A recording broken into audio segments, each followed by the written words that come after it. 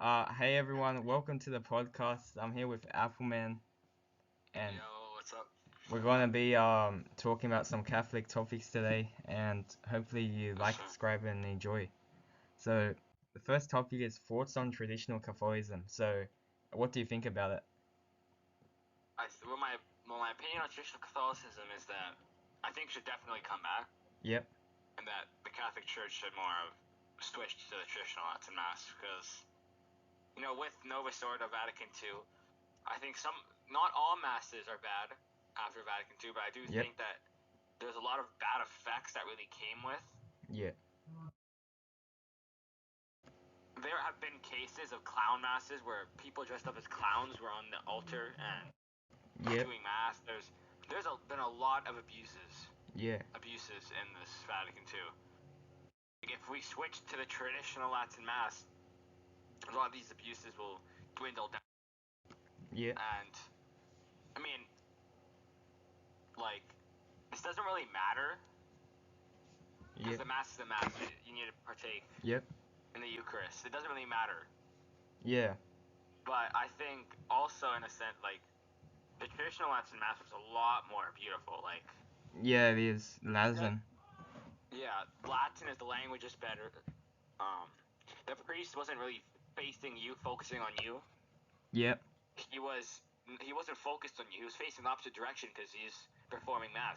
yeah, He's turning the bread to the body and blood of Christ. yeah, So he shouldn't be focusing on you. yeah. That's True. another thing. And people say like the Novus Ordo Mass, it's like the priest is trying to sell you a car. He's facing towards you, talking to you, Yeah, he should be and stuff like facing that. That's what you should. Yeah, you the should be focused on on. Christ, not on us. We don't need to see you. Yeah, he should be facing on the tabernacle. Yeah, stuff like that. Like Yeah. that's why I do think I definitely prefer the Catholic Church going back to traditional. Just be a lot Yep. better for the Catholic Church in general. Yes. Less liturgical abuses, all of that. Yep. I agree. So that'd be my take on that. Yeah, You can that's add in whenever. that's a good take on that. Latin's a very nice language. It's very old language as well, but it's not very spoken anymore. But we should try Yeah. to save the traditional Latin mass because keeping traditions are important as well. Even the Bible traditions are important, it says. So, Yeah. yeah, it's a very good thing to keep traditions, I guess. And Mhm. that's all, I guess. On that. let's Next. let's move on to Protestant problems. So Okay. faith alone, sola scriptura, not very Yeah. good. Yeah. So scripture alone, Yep. which us Catholics we do agree Yep. in a sense that we believe everything in Scripture. Yes. The Scripture is truth, Yeah, the Bible is the truth. divine, Yep. divine, infallible. Yes. Um, but that doesn't mean that we only believe in Scripture and that's it. Yeah, like The traditions. script, yeah, we have traditions passed down generation to generation from the early church fathers and the early Christians. Yeah. Even in Scripture itself, 2 Thessalonians chapter 2 verse 15. Yep. So then, brothers, stand firm and hold to the traditions that you were taught by us, Yep. either by our spoken word or by our letter. Yes. So it legit says, stand firm and hold to the traditions that you were taught by us, Yeah. either by our spoken word or by our letter. Mm. So see, there's I guess what I've noticed that there's a distinction between spoken word and letter. Yes. Spoken word isn't written on letter. Yep. So there's clearly a distinction between what it means to be spoken word and by letter. Yes, I agree with that. Because even the Bible is telling us to keep traditions and don't forget Yeah. early church councils had many oral teachings. So oral teaching is a big thing as well, Yeah. especially back So in those even times. scripture itself tells us to hold to traditions. Yeah. And we see these traditions through the early church fathers, the early Christians, and their writings. Yeah. We see these traditions, but Protestants just decide to reject them because they're not Yeah. in Scripture, even though Scripture tells us to hold to the traditions. Yes. True word. I agree with that. Yeah, so traditions are very important to maintain the church, and we need to like establish what the Bible is telling us to do. So, because everyone Mm-hmm. can just have their own interpretations and do whatever they want with the Bible, but we need the church to tell us the truth and get traditions based Yeah. off the Bible. That's like the whole one of the bare ideas of the Pope is that the Pope is supposed to create unity in the church. Yeah, that's So there's why. no divisions. Yeah, for example, it's like, for example, McDonald's, like, take that as an example. So there's a many like different franchises and all those like different restaurants across the world, but who's the CEO? Like, or like the owner of McDonald's? Like, Yeah. he controls all of it, obviously. But then there's like a hierarchy there. You got the workers, managers, and all that. Mhm. Yeah, it's like a And bishops, like, priests, the people. yeah, and the Pope, like, he creates unity Yeah, also by if there's a dispute. Let's say one person. So I'm just using this as an example. Do not take this literally. yeah. As an example, I repeat, as an example. As an example Let's of. say there are two people arguing about was there an apple on this tree? One person says yes, there was an apple on the tree. The other person says no, there wasn't an apple on the tree. Yeah. The Pope can decide I'm going to speak ex cathedra infallibly, and I will decide which one is the truth. And whichever one I choose, that is the universal teaching in the entire Catholic Church. Yeah. So the Pope says, yes, the apple was on the tree. Yep. That is the truth. That's the truth, because Yeah. he's like the spiritual leader on earth. Like he Yeah. establishes like what we should believe. Because how will we know if we can't just make our own interpretations, and we might like actually believe completely Yeah. wrong or something. Yeah, I mean, that's even a problem with Protestants. They make their own interpretation. Yeah, there's like a They million. can, yeah. Yeah, a million different interpretations. So that's what causes them to break off each other as well. Yeah. They have no idea what's the actual truth. Yeah. But Catholicism, it has defined the truth. Yeah, it's apostolic. Yeah. Yeah. So yeah, that's a really big problem with Protestantism. That Protestantism, what Martin Luther did was not good. It did not help the church. Yep. Because what people like to say is Martin Luther was trying to fix the church. Nah, If he he was didn't. trying to, yeah, he obviously wasn't. And Yeah. let's say he was trying to fix the church, he wouldn't be creating doctrines that go against the Catholic teachings. Yeah, like faith alone and all this stuff. Yeah, like that. He's directly going against the Catholic teaching. So he's not trying to save the Catholic Church. No. Because he's preaching against them. Yeah, all those people that say that he's trying to Yeah. save the church are completely wrong. Yeah. Because it caused division.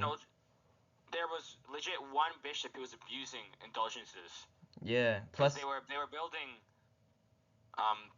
the basilica yeah. in Rome, and the bishops needed to get money for it, and one of the bishops was saying, to get an indulgence, give me some money, and that money will be contributed to that money was going to the St. Peter's Basilica in Rome.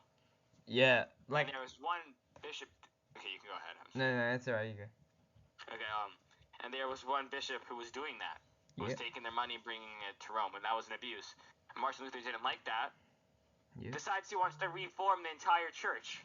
That's division at its finest. And creates his own doctrines that go against Catholicism. So how is he helping the church if he's creating his own doctrines? He's going against what the Catholic Church has preached for thousands of years. Yeah. I mean, hundreds.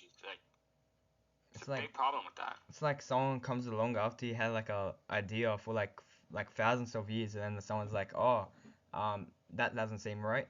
After like all those thousands of years of keeping traditions and all that. Yeah. Yeah. So he was not helping the church.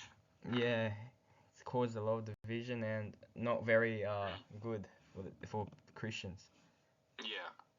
It's not good. Yep. Let's move on to the next topic, I guess. So any other dot points you want to mention? We can discuss the SSPX. Oh yeah. Are on it. So oh yeah. You could talk on it first. All right, sure. So I believe that it's very confusing because a lot of different like sources say different things. So I believe it is the Marcel. I don't know. I'm not sure how you say his name, but his last name. But yeah, he the founder of it. I think he was doing it for a good cause as well, and I don't think he was trying to cause division, but some people consider him in schism. So I don't know. I'm just like you. I'm just gonna play it safe and not go to attend the masses. But I'll rather stick with FSSP because that's another traditional order that's accepted. Cardinal Burke, Mm. he has his own institution, Institution of Christ, Sovereign King, something like that. Yeah, that one. And in short, you just say ICKSP. That's in short. If you just search that up on YouTube, then Yeah, I think I just briefly saw that once. Yeah. Yeah. So yeah, that's different. I'd rather play it safe with those. And yeah, seeing like what you said, I do agree. Yeah. I think SSPX had a good cause, because it was formed like after the Second Vatican Council. Yeah. So they were just trying to preserve the traditional Latin Mass. Yeah.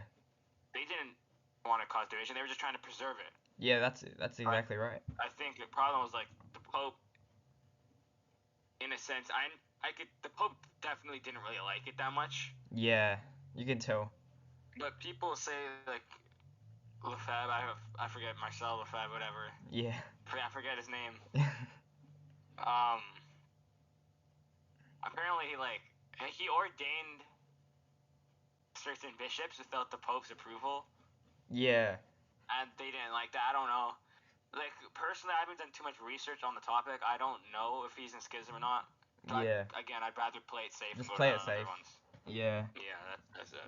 I think that's what, like, a message to all Catholics that are considering, like, joining that church. Just do your research and play it safe for now, though. Yeah. 100% do your research for. Yeah, because you don't want to be yeah. joining something that's not, because apparently the canon law says their masses are not illicit, but God, I don't know, because a lot of other things say different, like other sources say different things. But apparently, yeah. So that's my take on it. Play it safe. I think Just play had it a good safe. cause, but Yeah. play it safe is the main.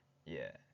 If you really like traditional Latin masses, but not so like assuring of them, just to go to like a FSSP mass or the other one you said. Yeah. Yeah, that's what my take on it is. Yeah, and thanks everyone for listening. Make sure you check out Appleman's YouTube channel and TikTok. I'll link it in the description. Yeah. Yep. So it'll be in the description. I'll just say my TikTok right now. Yeah, say your TikTok now. Follower of Jesus Christ 2AC. I'll say one more time. Follower of Jesus Christ number 2. So it's just number 2, and then at the end it's AC. Yep, and also make sure. And I'll link both of his YouTube channel and TikTok, as I said.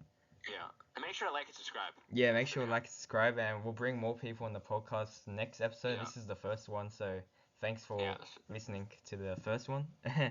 Yeah. And yeah, make sure to attend Mass every Sunday, and God bless. God bless.